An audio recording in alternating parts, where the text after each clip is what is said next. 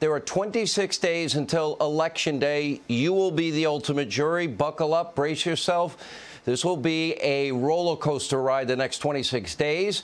Now, during last night's debate, Vice President Mike Pence was unflappable, and he not only eviscerated, frankly, Senator Kamala Harris, but he exposed just how radical and, frankly, dangerous her and Joe Biden's positions truly are to this country. She also got caught in one lie after another. Her rambling, her disorganized answers, at times were even hard to watch. Frankly, it's hard to believe she was ever a prosecutor, given her utter lack of preparation and terrible execution. Well, more importantly, by the way, to date, Senator Harris and her frail, weak running mate, the ever-forgetful Joe Biden, they still are flat out refusing to answer significant, serious questions, dozens of them, including whether or not they plan to neuter the United States Supreme Court with a corrupt practice known as court packing. Frankly, it is unconscionable that they refuse to tell you, the American people, the truth. I guess they must think that we, the American people, are really that stupid. They really think that they can just coast to the finish line without being honest, without being transparent, without being forthright. Of course, the media mob, state-run TV news, state-run newspapers, so far they've allowed them to get away with all of this, which would be the biggest power grab in history. And by the way, that is exactly what will happen. Their non-answers, as Vice President Pence said, that's their answer. Now, coming up, we have full reaction. Dan Bongino, Karl Rove, Congressman Matt Gaetz, the great one, Mark Levin, will be here with their full reaction and analysis. And don't forget, the president will join us straight ahead. But first, we do need to talk about the Commission on Presidential Debates. Now, it's supposedly nonprofit, well, supposedly nonpartisan, an organization responsible for carrying out the presidential and vice presidential debates. But today, the commission unilaterally, without consulting either campaign, decided to upend the next matchup between President Trump and former Vice President Biden.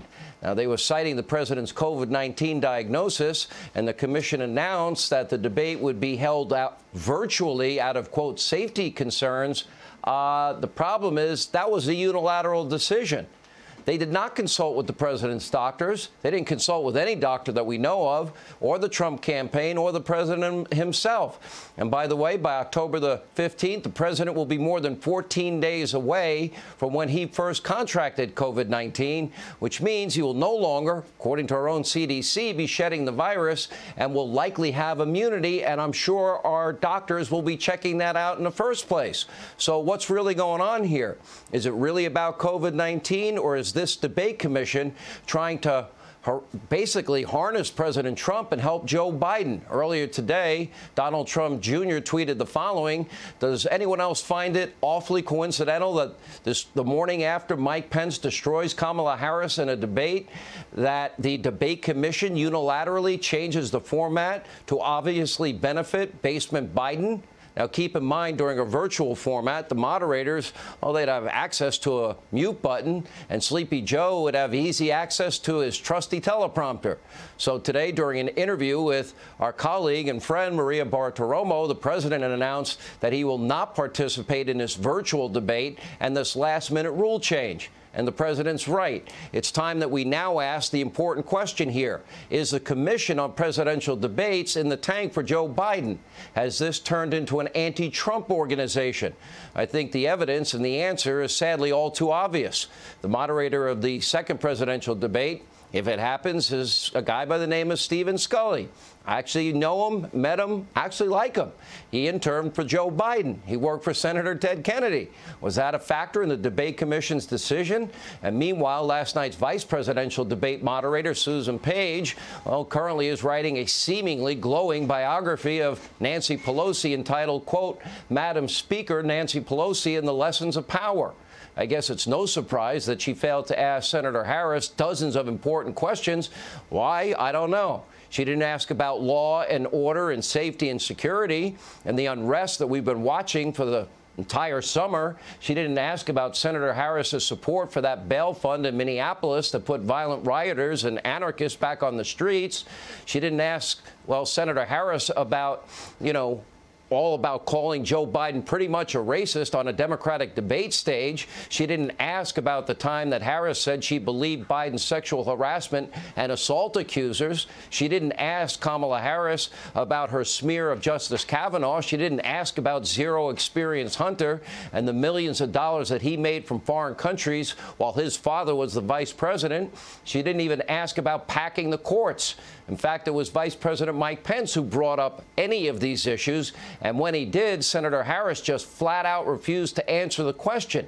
An all-important power grab, a constitutional issue, something that has not been touched in over 150 years. And he asked her over and over again and still didn't get an answer. Take a look. Judge Amy Coney Barrett is confirmed to the Supreme Court of the United States. Are you and Joe Biden, if somehow you win this election, going to pack the Supreme Court to get your way? Joe and I are very clear. The American people are voting right now, and it should be their decision about who will serve on this most important body for a lifetime. Thank you, Senator Harris. People, Susan, are voting right now. They'd like to know if you and Joe Biden are going to pack the Supreme Court if you don't get your way in this nomination. Let's talk about packing. You once again gave a non-answer. Joe Biden gave a non-answer. Trying to answer you now. The American people deserve a straight answer.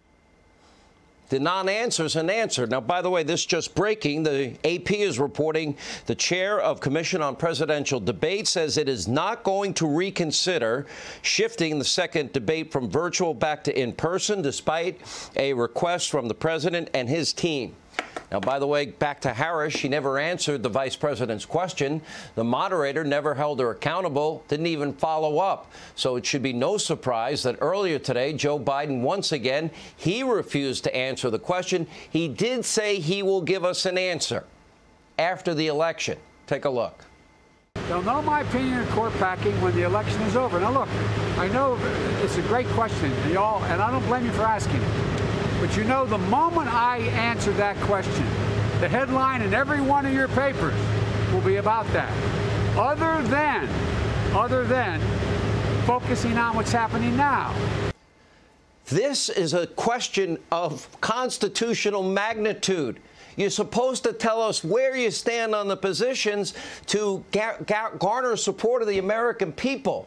Him not answering should scare every American. And let me let you in on a secret, and Vice President Pence was right last night.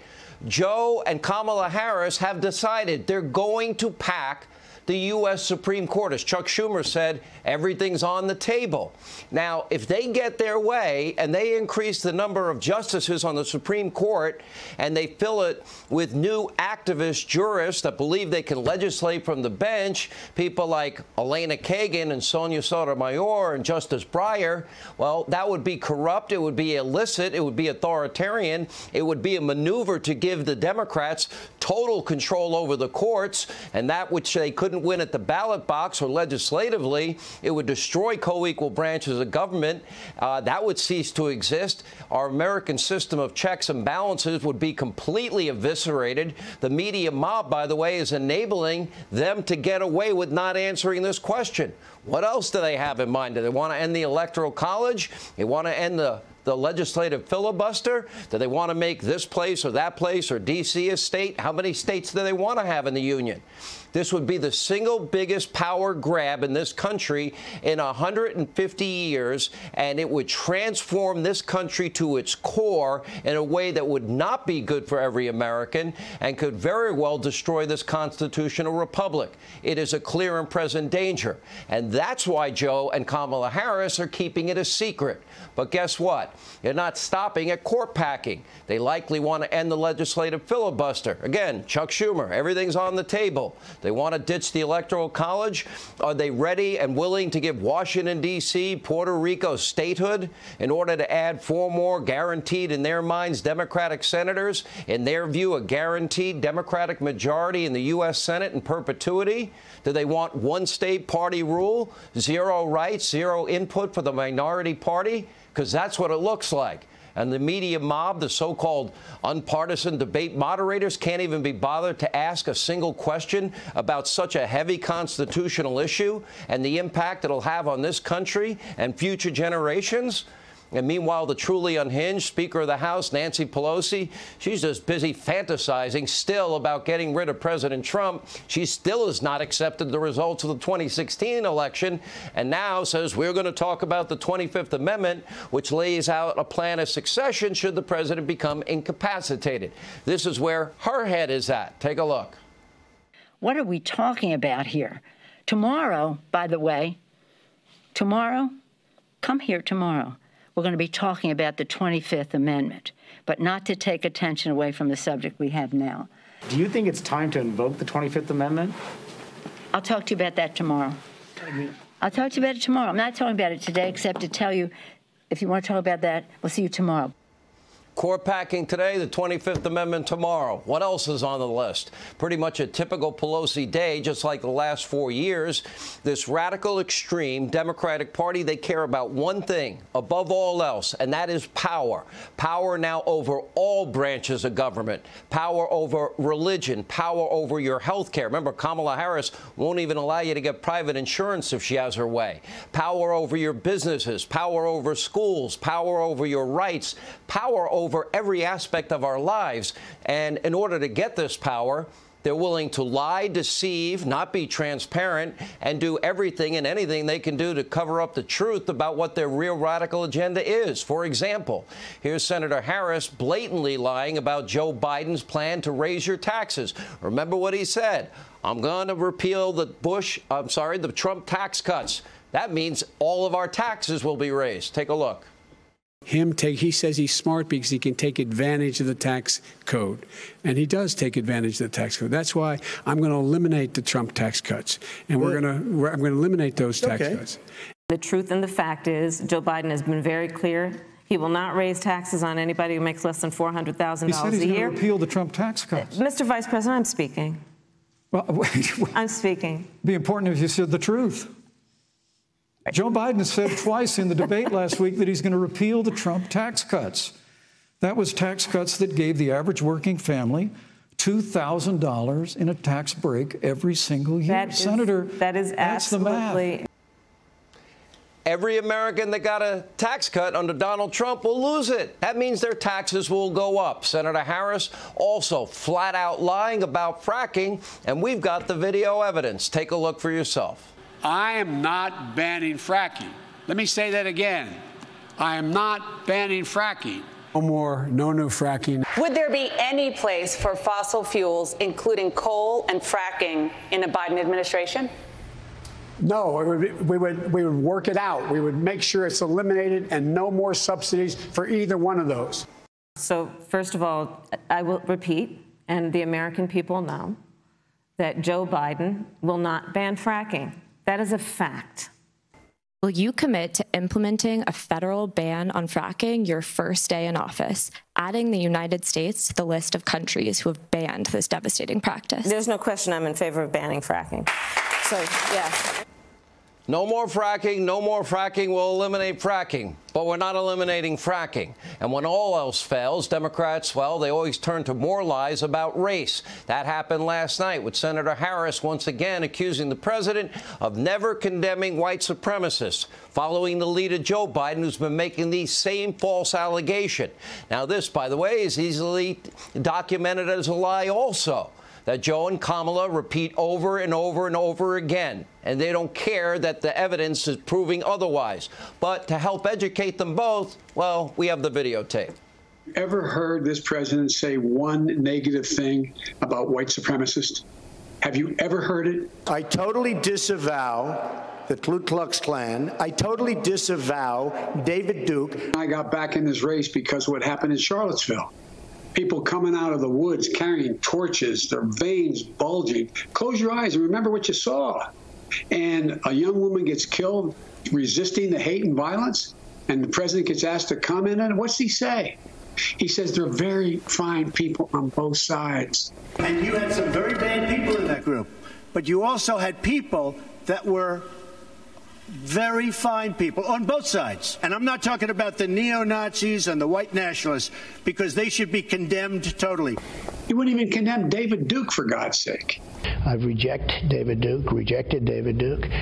I've rejected the KKK, the Ku Klux Klan, From the time I'm 5 years old, I rejected them. 26 days, if these liars in the Democratic Party, if they do well in the election and are able to carry out their stated radical agenda, America, the country you know and love, it will never be the same.